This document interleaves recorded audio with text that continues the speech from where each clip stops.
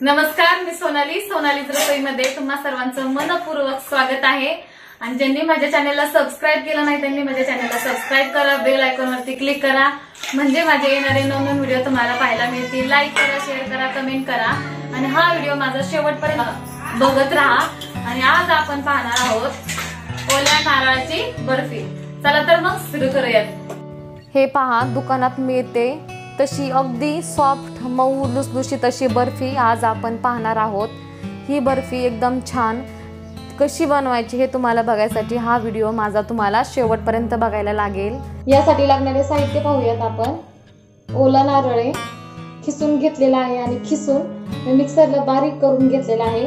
1 वाटी आपला नारळाचा खिस आहे आणि 1 वाटीच्या निम्म म्हणजे अर्धी वाटी आपल्याला साखर हवी आहे आणि थोडंसं तूप लागणार आहे आपल्याला 2-3 चमचे. दूध पावडर घेतलेली आहे, 10 वालं पॅकेट घेतलेलं आहे, त्याच्यामध्ये 2 ते 3 चमचे दूध पावडर आहे आणि इलायची पूड. सुरुवातीला आपली कढई तापलेली आहे. आता त्याच्यामध्ये आपण 2 चमचे गावरान तूप टाकूया. जे आता आपण गावरान तूप घेतलेलं आहे ते आता गरम झालेलं आहे आणि त्याच्यामध्ये आपण ओल्या नारळाचा खिस टाकूया आणि 1-2 मिनिटं चांगलं परतून घ्यायचं. जे काही त्याच्यामध्ये पाणी असतं थोडं ते शोषून घेतं थोडंसं परतल्यामुळे आणि शिवाय आपली छान बर्फी होते. आता आपण साखर टाकूया. आपला नारळाचा खिस 1 वाटी असेल तर अर्धी वाटी आपण साखर घेणार आणि त्यात थोडीशी दूध पावडर टाकलेली आहे. दूध पावडर 10 रुपयाला पॅकेट आहे ते टाकलेलं आहे त्याच्यामध्ये मी. आणि हे छानसं असं गोळा होईपर्यंत आपण छान परतून घेऊया.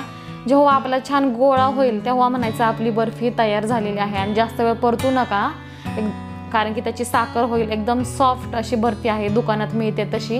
आता ही पूर्ण झालेली आहे. आता आपण एका डिशमध्ये काढूया. आता त्याला एका छोट्याशा भांड्यात काढते, त्याला थोडंसं तूप लावूया.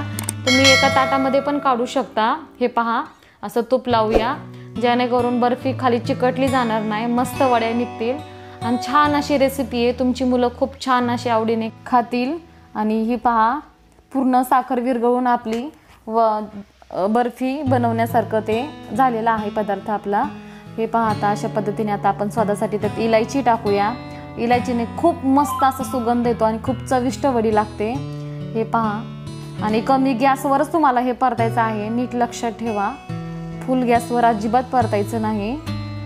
आणि दूध पावडर टाकल्यामुळे आपल्या बर्फीला एकदम पांढरा कलर येतो, काळा कलर येत नाही. नाहीतर शक्यतो काळाच कलर येतो, पांढरा कलर येत नाही. त्याच्यामुळे आपण दूध पावडर वापरलेले आहे. आणि हे पहा, आपल्याला असं भांडं ह्या अशा भांड्यामध्ये काढायचं आहे आणि सगळं आपण ह्याच्यामध्ये सर्व जे काही आपण घेतलेलं आहे कढईमध्ये परतून सगळं आपण त्याच्यामध्ये काढूया. आणि त्याला थोडंसं तुमच्याकडे काजू, बदाम, काय पिस्ता वगैरे असेल त्याने तुम्ही त्याला सजावट करू शकता.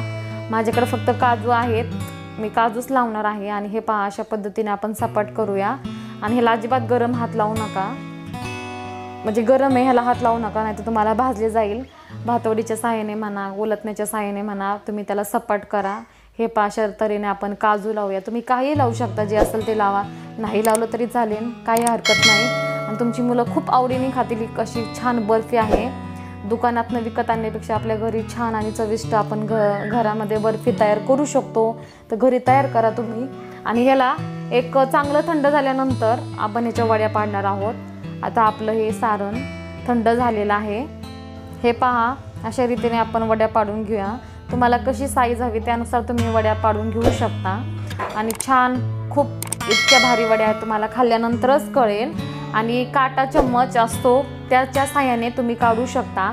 आणि ताटामध्ये काढलं तर काही काटा चम्मचची गरज लागणारच नाही, तुम्ही चाकूनही काढू शकता. हे पहा, किती छान आणि अशी मस्त बर्फी झालेली आहे, तुम्ही पाहू शकता. हे पहा, तुम्ही नक्की ट्राय करा आणि ट्राय केल्यानंतर मला सांगा.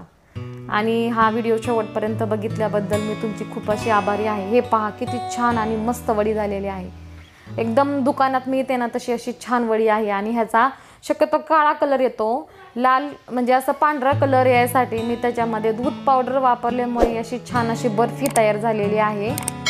हे पहा, एकदम पांढरा शुभ्र कलर आलेला आहे. आणि त्याला पांढरा कलर येण्यासाठी मी दूध पावडर वापरलेली आहे. आणि काळा कलर का येतो कारण की नारळाचा आतला भाग पांढरा असतो आणि नारळाचं कवच जे असतं ते लालसर असं काळसर असतं.